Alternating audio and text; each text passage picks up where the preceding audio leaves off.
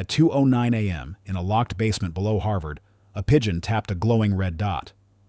10 seconds later, a battleship thousands of miles away would tremble. Not from bombs or radar, but from that one quiet peck. Tap.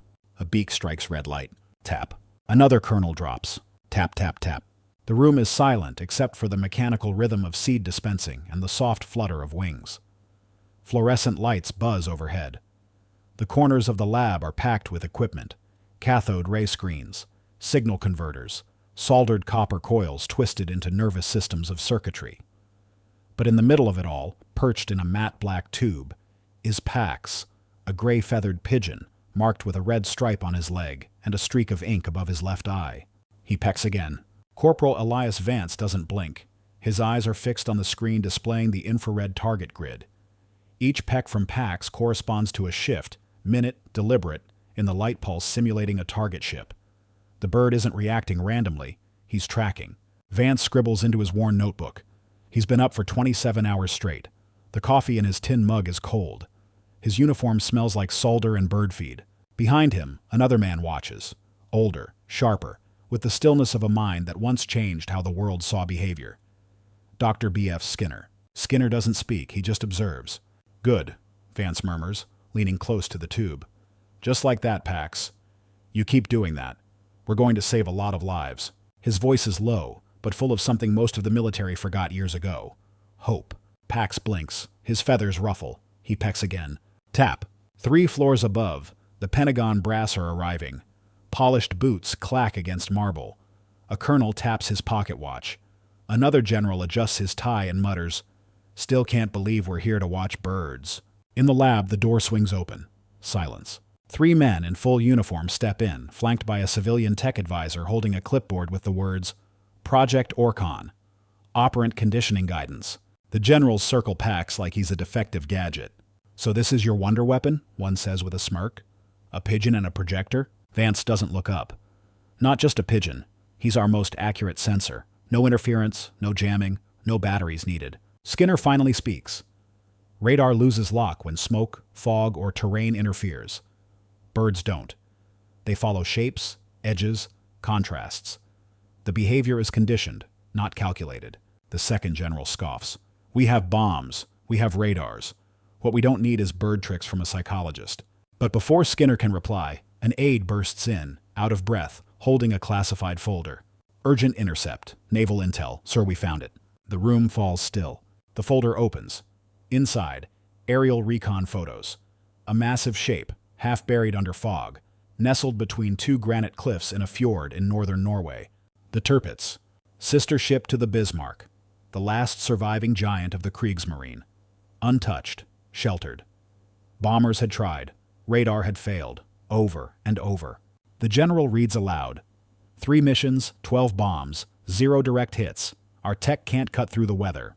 He looks at Vance. "Well, Corporal, here's your shot. 1 test, 1 target. You miss, and your bird gets the needle." Vance stands straighter. "Permission to request combat deployment in the next B-17 strike." "Granted," the general says coldly. "You better pray he finds his corn." He signs the order. As the officers leave, Skinner turns to Vance. "You understand what they just did?" "Gave us a chance," Vance replies. "No," Skinner says. "They gave you a noose and dared you not to hang." Down below, Pax pecks again. Tap. At 6:43 a.m., Elias Vance wrapped a wool blanket around a bird cage, stepped onto frostbitten tarmac, and walked into the belly of a bomber. The cage contained feathers. The sky contained steel. The world was about to choose between them. Raff Burtonwood, England. The wind ripped across the open airfield, howling like a banshee from the channel. Fog hugged the hangars, and a crew of mechanics in oil-streaked overalls prepped a fleet of B-17 flying fortresses for a raid that hadn't been greenlit yet.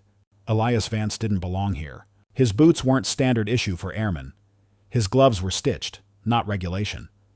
But in his arms, wrapped like a wounded child, was Pax, tucked inside a carbon-reinforced travel cage with heat coils humming low. Vance scanned the tail numbers until he found the one listed on the orders. Silverback 3, nose art depicting a cartoon gorilla throwing a bomb. Painted kill marks adorned the fuselage like trophies. She was a killer, not a courier. "Hey," a voice barked from under the wing. Chief Pilot Raymond Miller, tall, broad-shouldered, jaw perpetually clenched. War had etched itself into the man's posture.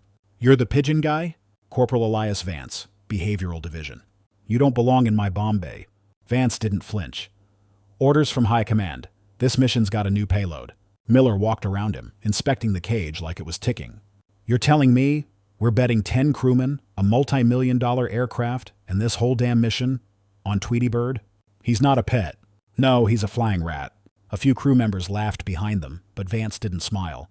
"He's trained to recognize a specific ship silhouette from above. When released, he'll guide a glide bomb in real time.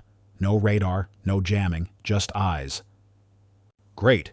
You trained a bird to peck at boats. I'll sleep better tonight," Miller said, voice like dry ice. But orders were orders. Miller nodded to the crew chief. "Get him strapped in. Rear of the bomb bay. Keep him out of my way." Inside the B-17, it smelled like cordite and cold metal. Oxygen tanks were checked, ammo belts reloaded. The roar of engines warming up rattled rivets and bones alike. Vance secured Pax's cage inside a padded compartment next to the modified Pelican bomb casing. A sleek, torpedo-shaped glide bomb with small metal wings and a nose cone retrofitted with a CRT screen and rudder servos. 3 Pigeons were supposed to be aboard. The standard method used 3 birds voting together. Majority wins. But Vance had only 2 backups with him. Pax was the leader, the thinker. The others? Fail-safes. They sat quiet in their insulated units, calm, steady. "So far," Miller's voice crackled through the intercom. "All aboard. Command just cleared us for Operation Nighthammer. We fly at dusk. Target is deep in the Fjord." Vance leaned down, placed a gloved hand on Pax's cage, and whispered, "They think you're a joke. That's good. Nobody expects a joke to hit like thunder." Hours later, briefing tents were cold, steel folding chairs colder. Vance stood silently as the crew reviewed the flight plan. Radar recon over the fjord showed dense fog projected to cover the waterline. Luftwaffe presence minimal, but German flak batteries surrounded the cliffs like a steel halo. "Visibility will be 0, the navigator muttered. "Radar interference is possible. Intel says they've upgraded to high-frequency jammers." The bombardier shook his head. "That makes this a blind drop." Vance finally spoke. "It's not blind if you've got eyes that don't care about jamming." Miller rolled his eyes. "You say that like your damn bird's gonna outfly a German shell." "I say that because I trust him more than circuits." No one responded. Silence hung in the air like a charge before lightning. As dusk bled into the sky, the B-17s began taxiing. Silverback 3 took her place in formation. The roar of 4 Wright Cyclone engines thundered across the field as Vance climbed aboard, securing himself near the payload bay. He could feel the heat from Pax's enclosure. Could see the bird tilting his head. Calm, aware. Across the airfield, Skinner stood beside a jeep, arms folded. He didn't wave, but he mouthed 2 words. Trust behavior. And then they were airborne. The cold mines watched from the ground, betting their silence would outlast the mission. Above, in the steel belly of the sky, something small, with wings, not wires, was about to make history. At 18,000 feet, with the sun dying over the North Sea, Elias Vance sat in silence beside a cage. Around him, iron, ice, and men who thought he was insane. Inside the cage, the only brain on board that could find the target. The bomber rattled like a haunted train in the sky. The B-17 Silverback 3 powered through the twilight, a low growl beneath its skin as it climbed toward the Norwegian coastline. Its frame was already battle-scarred, flak patches welded into the fuselage, soot stains licking the nose art like burn marks. Every sound had its code. The rising drone of the propellers, the ticking of cooling systems, the low mutter of gunners loading belts. But near the bomb bay, where the glide bomb sat cradled in its release rack, another sound joined the chorus. A soft shuffle of feathers, a scratch of claw on carbon fiber. Pax was awake. Corporal Elias Vance sat beside the bird, knees drawn up, eyes on the emergency switch panel. A wire ran from the bomb's onboard control screen to a manual override he'd soldered himself in Skinner's lab 3 nights prior, while chain-smoking Lucky Strikes and praying the circuit wouldn't short under vibration.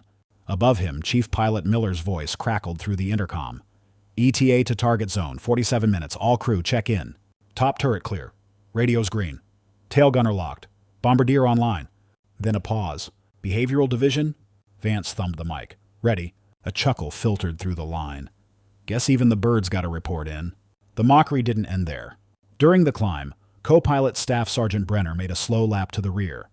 He crouched beside Pax's cage, peered in like he was watching a circus act. So this guy's our miracle, huh? Vance didn't look up. He has a 94% track accuracy in simulation. Can adjust trajectory in real time. No radar, no signals, just trained behavior. Brenner grinned. So what happens if he gets scared? Poops in the cone and pecks the wrong thing? He doesn't get scared. He gets focused. Another voice behind them. All that training and no helmet. Laughter, cold and tight. Vance stood. He's not a joke. Brenner shrugged, stepping back. Easy, Pigeon whisperer. Just don't want to get shot down because Big Bird here goes on strike. Vance stepped between him and the cage. He's not a pet. He's not a mascot. He's the only thing on this plane that can see through fog, jammed signals, and enemy smoke screens. When everything else fails, he flies. Brenner raised his hands in mock surrender and walked away, but the tension stuck to the cabin walls like frost. 30 minutes later, the world outside turned black. The North Sea below was a blur of dark ink, choppy waves vanishing beneath thickening fog. Inside the B-17, the red cabin lights made every shadow seem closer. Gunners rotated slowly, adjusting to nothingness. No fighters, no flak yet. Just pressure building, the kind of quiet that precedes bad omens. In the bomb bay, the glide bomb, sleek, silver, and armed, sat ready. The final latch was locked. Inside the nose cone, the CRT screen was still dark. The camera would activate during freefall, feeding live targeting images to Pax. The other two birds, the backups, shifted slightly in their enclosures, reacting to the rising hum of altitude. Vance checked the wiring one last time. The bomb's guidance system read, "Active manual interlock." Pax turned his head, blinked once. "Almost time," Vance whispered. "Just a few more minutes, and then it's you in the sky." He reached through the access slot in the cage, stroked the feathers on Pax's neck gently. The bird didn't flinch. His heart rate stayed steady. Conditioned, not instinctual. A machine with wings, but one that could dream of corn and still find a ship through smoke and fog. Up in the cockpit, Miller spoke quietly to the co-pilot. "This is a joke, you know." Brenner nodded. "Top brass is desperate. Radar won't work in those fjords. They'll try anything." "Yeah, even a goddamn dove with a death wish." Miller checked the altimeter again. "Let's hope the bird knows how to fly before we all fall with him." 20 minutes out, the static on the radar began. First a flicker, then a hiss, then the screen went to snow. "Jamming signal just kicked in," the radio op muttered. "Just like the report said." Miller swore, switching to optical, visual nav only. But it was no use. The cockpit windshield showed nothing. Only clouds, fog, and the occasional ghost glint of moonlight bouncing off seawater. They were flying blind, and still, the crew whispered jokes in the cabin. Jokes about feathers and fried chicken and blind birds. Vance didn't respond. He just looked at the bird, then at the switch. Pax tilted his head toward the bomb, as if he already knew. At 22,000 feet, somewhere over the Norwegian Sea, the B-17's skin began to tremble. First from cold, then from flak. Below them, the fjords waited. Above them, the flak towers opened their eyes. And inside the bomb bay, two hearts prepared for war. One human, one feathered. The first burst was distant, a low rumble, like thunder trying to remember how to roar. Then came the scream. Not human, not metal. Flak. The Germans had seen them. Black blossoms exploded in the night sky, each one a death flower blooming in cold air. The fog, once a shield, now betrayed them. Muzzle flashes lit up the cliffs like camera bulbs. The fjord turned into a mouth of iron, ready to chew their bones. Inside Silverback 3, the calm evaporated. "Flak 2 o'clock. Coming in heavy. Climb, climb. Jesus, they've zeroed us already." The entire bomber rattled violently as a shell burst close beneath the right wing. The plane jolted sideways. Oxygen masks jerked from hooks. The tail gunner swore, yelling that his turret had jammed. And in the middle of it all, Pax screamed, a sound no one had heard in the lab. Not once. A high-pitched shriek, half panic, half pain, not from injury, but pure terror. His cage shook violently on its mount. A bolt loosened. One of the backup Pigeon enclosures slammed against the wall. Thud. Then nothing. Vance spun around, heart leaping to his throat. He ripped the latch open and reached in. The backup bird was slumped, motionless, dead. Vibration trauma. Heart failure. It wasn't rare. Birds were fragile in body, no matter how sharp in mind. He checked the second. Also dead, eyes open, glassy, breathless. A cold realization punched through him. Pax was alone. The system had been designed to use 3 pigeons. Majority decision-making. If one misjudged, the other 2 would correct the trajectory. Now, 1 bird, 1 brain. No correction, no error margin. Outside, the plane jolted again. A near hit rattled the belly of the aircraft. Red warning lights flickered across the bomb bay. The glide bomb's gyros began warming automatically. The release system buzzed. 50 seconds to target range. Vance knew what the brass would do if this failed. Not just scrap the project. They'd burn it, destroy all records, euthanize the birds, declare it wartime lunacy. Another jolt rocked the fuselage. A bolt flew free from the bomb's locking cradle. Sparks danced. Vance grabbed the comm and screamed, "Miller, I need 5 minutes." Miller's voice came back, panicked. "What the hell is going on back there?" "The backup birds are gone. It's just Pax." A long silence. Then, "Abort the drop. We go home." "No." "What do you mean, no?" "He can do this. Let me hotwire the bomb." For a full 3 seconds, nothing. Then, "You've got 2 minutes." That was it. No debate. Just permission bought by desperation. Vance threw himself onto the bomb casing. Sweat poured down his spine despite the cold. He ripped open the control panel, pulling wires from the redundant logic gate. The bomb's brain was designed to cross-check all 3 birds and average the response. Now he needed it to listen to one. He bypassed the filters, pulled power from the secondary line, crossed red and green. The fuse arced and the bomb beeped twice. Live control, single unit active. Pax was pacing in his cage now, eyes darting wildly, wings flexing. Vance opened the access panel on the bomb's nose. Inside was the cockpit, not for a man, but for a bird. Tiny perch, screen. Target camera, now flickering to life, displaying static and flashes of terrain. The shape of the fjord was forming slowly in green haze. Vance reached for Pax. The bird thrashed once, panicked, then settled the moment his claws touched Elias's glove. He didn't speak this time. Not at first. He just looked at him. Then finally, gently, he whispered, "Fly, Pax. Find your corn." He slid the bird into the nose cone and locked the hatch. Over the intercom. "Approaching target. Glide bomb release in 15 seconds. Miller added, quieter now. "God help us all." Outside, the flak intensified. Shells detonated near the tail. One blew off the edge of the port rudder. The bomber groaned like a dying animal. But they held. They flew. And at 22:34 hours, Elias Vance flipped the final switch. The Pelican dropped. It slipped from the bomb bay like a falling arrow. Quiet. Intentional.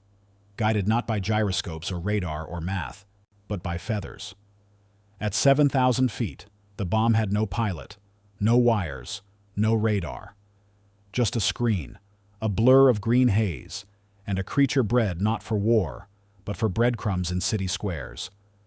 The future of the mission, and the war, rested in the claws of a single terrified pigeon. The glide bomb cut through the midnight air, nose down, wings locked. Inside its darkened shell, a dull green glow lit the CRT screen. Low-resolution footage fed from the bomb's forward camera. Static rippled across the display like water. Interference, fog, cold distortion. The terrain below was a smear of white ridgelines and black voids.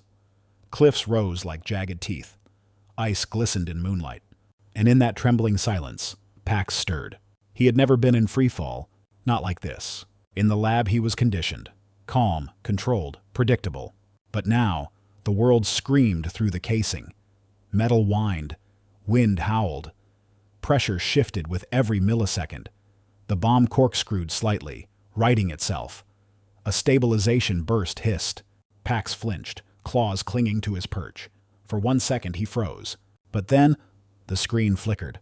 The training kicked in. Red dot moving target, ship silhouette, grainy but real. Like the lab. He blinked, his head tilted. Tap. Inside the B-17, the crew waited. The bomb was gone, but the tension hadn't left.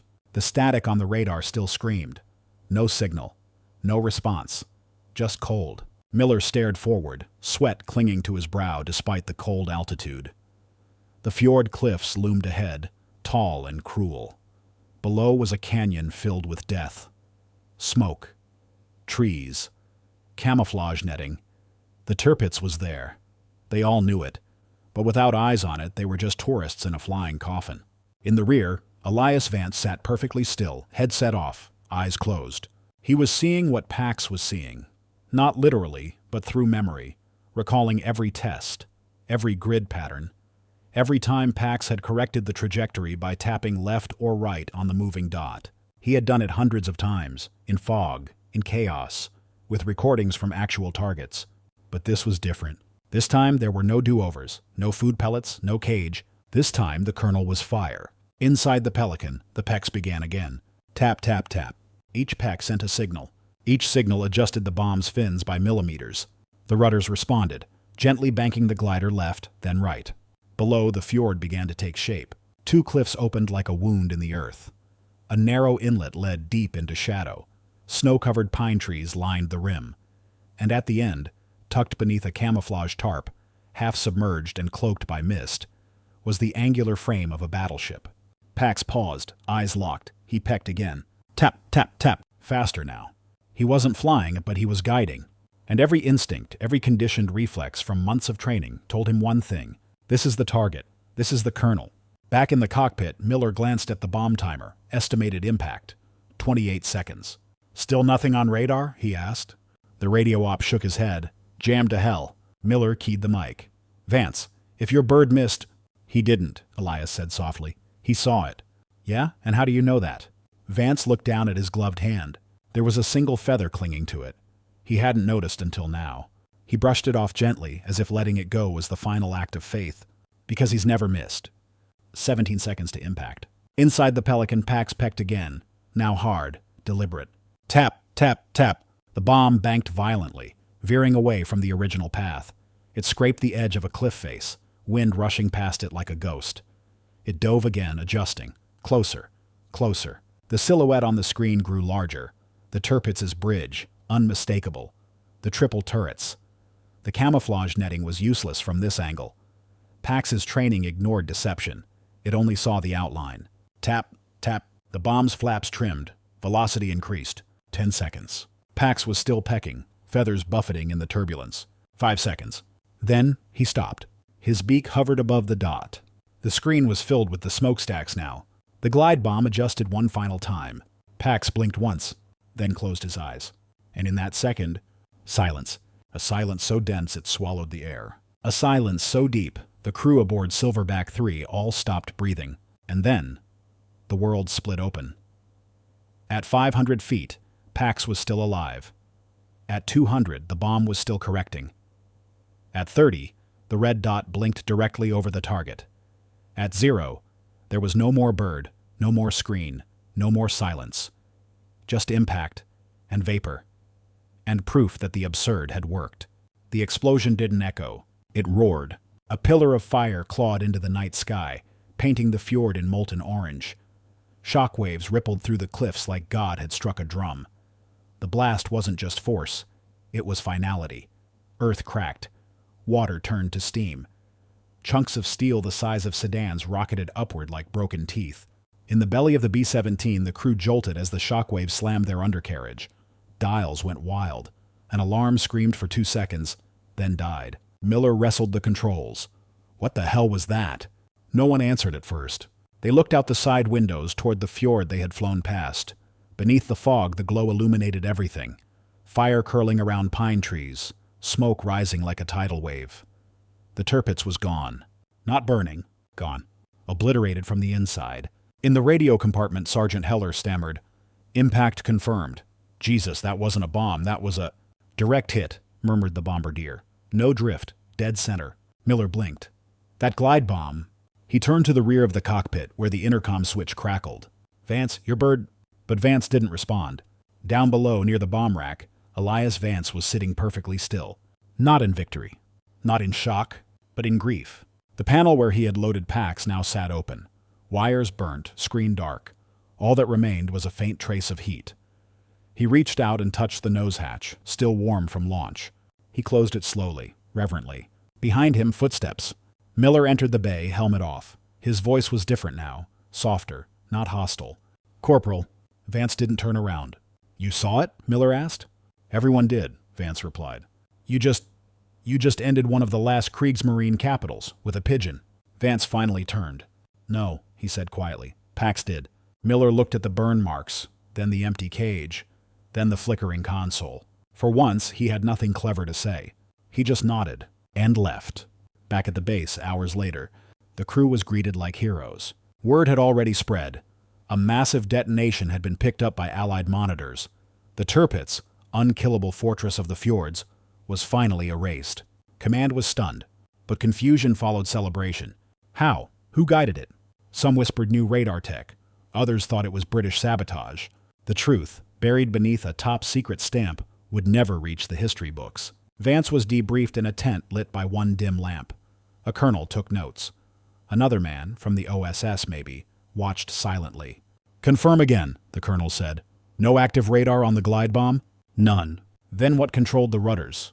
A bird. The colonel tapped his pen. You expect me to write that down? I expect you to write the truth, Vance said. The OSS man leaned forward. You realize, Corporal, this project isn't going to survive. Manhattan's pulling every resource. Birds won't win the war. Vance leaned back. They just won a battle. That night, in the mess tent, there was quiet applause as Silverback's crew filed in. Some clapped Miller on the back. Others raised flasks. But Vance didn't stay. He walked back to the barracks, pulled out a dog-eared notebook, and wrote one final line under Pax's name. Target acquired. Final sortie complete. Then he closed it, and never opened it again. Somewhere outside, pigeons cooed under the eaves of the hangar. Wild, free, forgotten.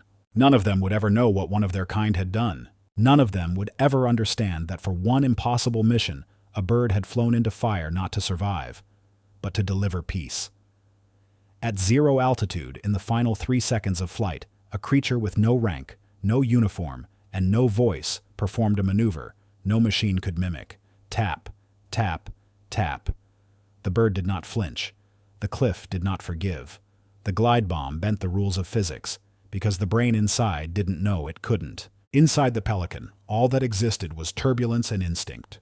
The shell screamed downward, metal rudders humming with each course correction. Clouds broke apart into fractured moonlight.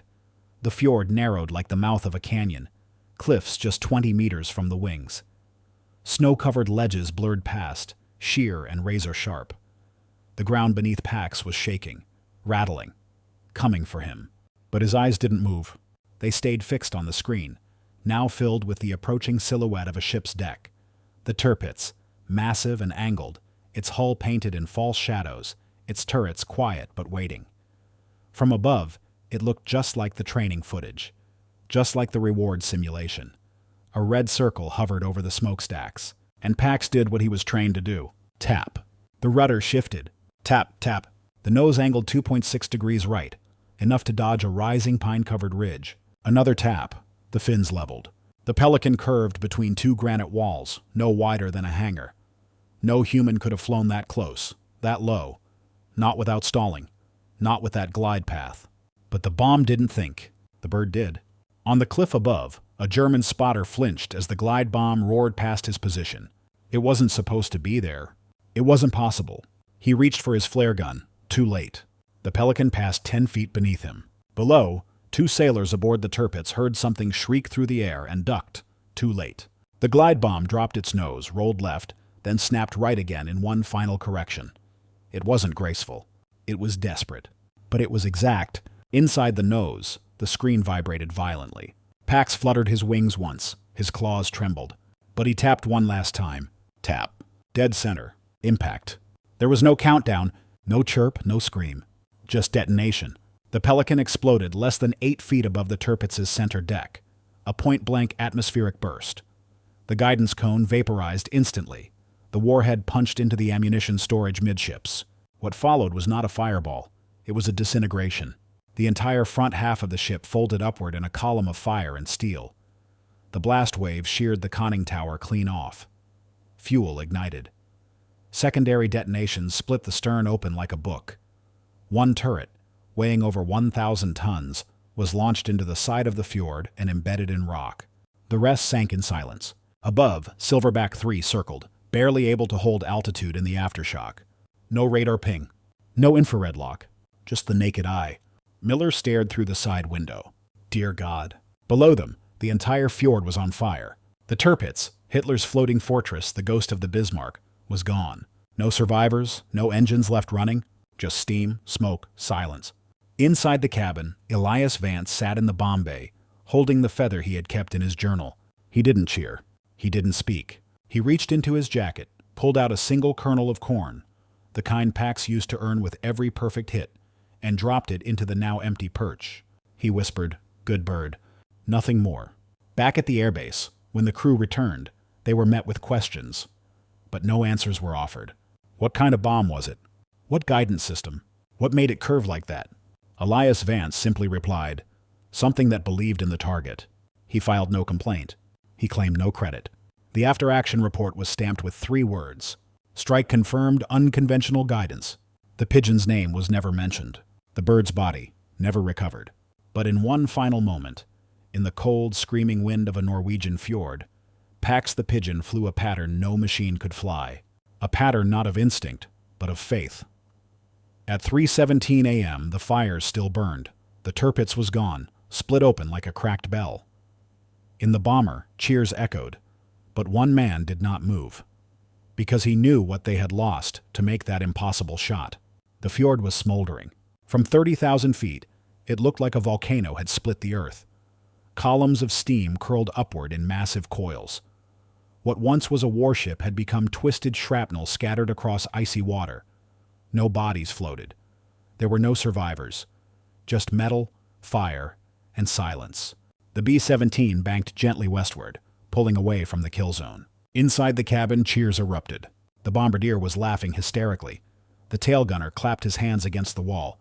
The navigator whooped, "Direct hit! Never seen one like it!" Even Miller, the cold-eyed pilot, cracked a grin, shaking his head in disbelief. "That's one hell of a goddamn bird." He looked back into the cabin. "Elias, Vance, you hear that?"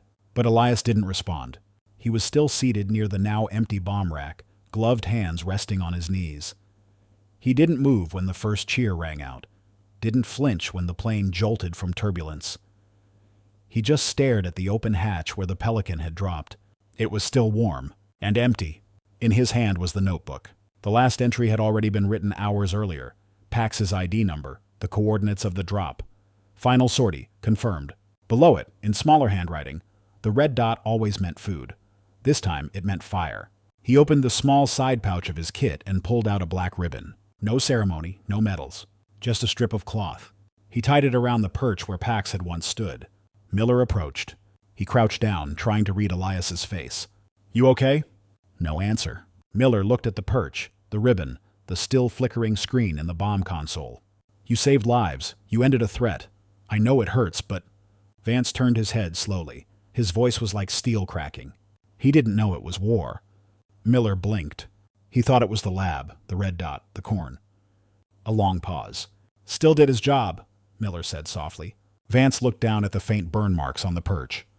"Yeah, he did." But the words landed like a eulogy. As the bomber droned westward into dawn, the cloud cover began to break. The first light of morning stretched across the English coastline. Birds, real birds, wild ones, flew beside the bomber for a moment before veering off, vanishing into the mist. Vance watched them go. Not a single one was gray with a red mark on the leg.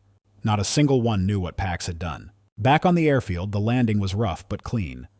Ground crews waved them in.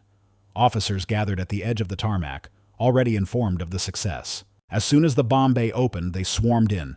Engineers, intelligence officers, clipboard men. "Where's the black box? Where's the targeting footage? Was it radar-guided or camera-fed? Was there operator control?"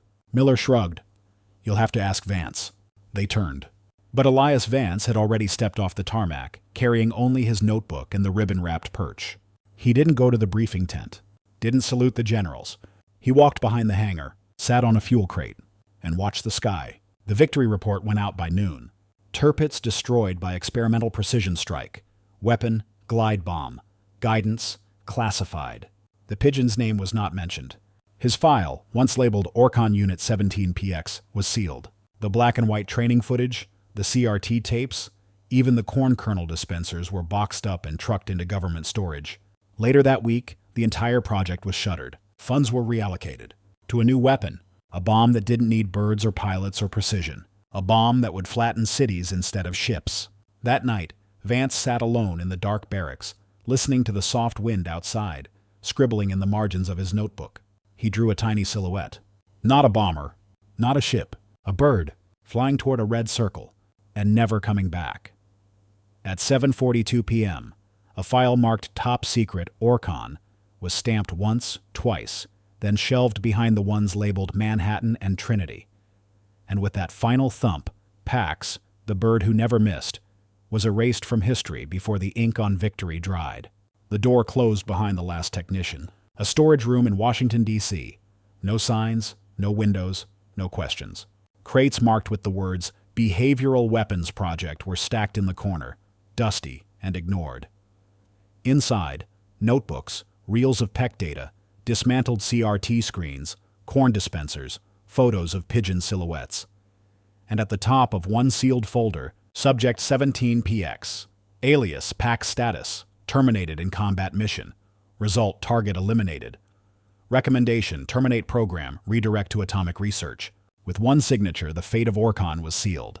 There would be no debrief, no ceremony, no public knowledge, because birds don't get medals.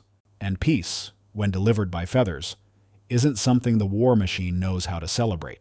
In the weeks following the mission, Elias Vance was reassigned. No promotion, no punishment. He was simply moved out of the behavioral lab and into a warehouse logistics unit in Kent. He didn't complain. He packed his own duffel, took only what mattered: the notebook, the ribbon, and a single photograph, Pax, mid-peck, inside the simulator tube. He thumbtacked it to the inside of his locker. That was all. No more missions, no more labs. He filled inventory logs now. Crates of .50 caliber belts, boxes of MREs, oil drums for jeeps heading to France. And every night, he walked past the motor pool to a park on the base perimeter where pigeons gathered near the wire fence. He'd toss a few kernels onto the grass and sit on the bench, silent. The war ended, not with wings, but with a flash. 2 cities turned to ash by a bomb that didn't need guidance, just altitude. The Manhattan Project had arrived. It became legend. Names were remembered: Oppenheimer, Groves, Tirpitz, but not Pax. One winter morning in '46, Vance received a letter. Unmarked return address. Typed on a government letterhead that no longer existed. Corporal Vance, in recognition of your participation in Operation Nighthammer and the successful test of the Orcon system, enclosed is a commendation for record only. Due to the classified nature of your assignment, public acknowledgement is not authorized. Project Orcon has been officially decommissioned. Do not attempt to contact Dr. B.F. Skinner. He has been reassigned. This communication is to be considered final. Department of Strategic Innovation. There was no medal in the envelope, just a slip of paper that said, "Mission complete," and a seal. Nothing more. Years passed. Elias never married. He took a civilian job cataloging supplies for Army surplus depots. He became the kind of man who didn't raise his voice, didn't make speeches, didn't stand out. But once a week, always on Sunday morning, he went to the same park near Arlington, sat on the same wooden bench beneath the same bare tree, a paper bag in his coat pocket, cracked corn inside. He'd scatter it slowly, carefully, making a circle with the kernels. Pigeons came and went. None of them knew his name. None of them stayed long. But he smiled at each of them, softly, like maybe, just maybe, one of them was watching from above. People walking by never asked why he sat alone. They assumed he was just another veteran with a silent ritual. One child once asked, "Did you lose someone in the war?" He nodded. "A friend?" Vance looked at the birds. "Yeah," he said, something like that. He never spoke of it again. Not to anyone. Not even when the Cold War began and guidance systems went digital. Not when drones arrived. Not even when pigeons vanished from warfare altogether. Because there was nothing left to prove. He knew what had happened. And so did the sea. And the cliffs of the fjord. And the one man who tied a black ribbon to a perch and called it a gravestone. At 4:12 p.m., years after the war, a breeze moved through the trees of a quiet city park. On a bench sat a man, scattering corn to strangers with wings. He was no hero. He left no memoir. But in his silence, a truth endured. That once, in the belly of a bomb, peace flew. The pigeons arrived before he did. They always did. Dozens of them. Gray, white, speckled, perched along the rooftop edges, lampposts and tree limbs. They cooed, fluttered, dipped and bobbed along the sidewalk cracks, waiting. He came slow now, older, shoulders stooped. Cane in one hand, the brown paper bag in the other. Elias Vance. He had no uniform anymore, no rank. But his eyes still scanned the sky the way airmen do, trained long ago to watch for contrails, fighters, clouds hiding death. He sat on the same bench, same spot, same ritual, opened the bag, and scattered the corn. The birds came. They always did. Across the park, life moved on. Mothers with strollers, young couples on bicycles, a school group trailing a tired teacher. No one paid him much attention. Just an old man feeding birds. Another invisible veteran, part of the furniture of freedom. But to Elias, this wasn't nostalgia. It was devotion.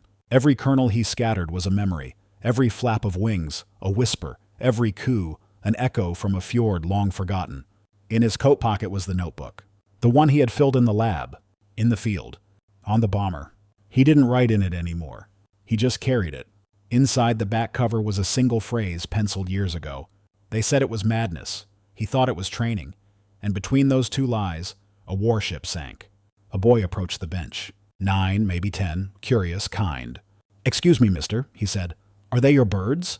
Elias looked at the boy, then at the pigeons pecking in a perfect circle. "No," he smiled. "They just visit." "What are their names?" Elias hesitated, then whispered, "That one there. Might be Pax." The boy looked confused. "Is that Latin?" "It means peace," the boy thought. "That's a good name." Elias nodded. He earned it. The boy ran off, chasing birds with laughter. Elias watched him go, a quiet pride blooming in his chest. The kind you don't wear on your chest. The kind that doesn't come with medals. He closed his eyes, felt the wind on his face. He could still see the glow of the CRT, the red dot, the outline of the Tirpitz, the tapping beak. He could still feel the pressure of the switch under his thumb, the weight of the moment when he whispered, "Find your corn." He opened his eyes again, just as a single bird flew down and landed on the bench beside him. Close, quiet. It didn't flinch when he moved. It just sat. Elias turned to it slowly. It had gray feathers, a black mark near its eye. No red band, no cage. But for a brief, impossible moment, it looked back at him, like it knew. He didn't move, didn't breathe. Then, tap. The bird pecked once at the wooden bench, right between his boots. Elias smiled. It was ridiculous. It meant nothing, but his heart cracked open anyway, and something in him, finally, let go. Across the city, a newspaper landed on a doorstep. The headline read, "Final way through projects declassified. Strange Pigeon missile concept confirmed real." No photos, no names, just one sentence.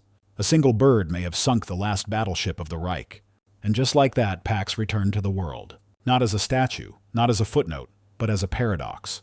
In the final page of Elias's notebook, written in softer, shakier hand, were 4 lines.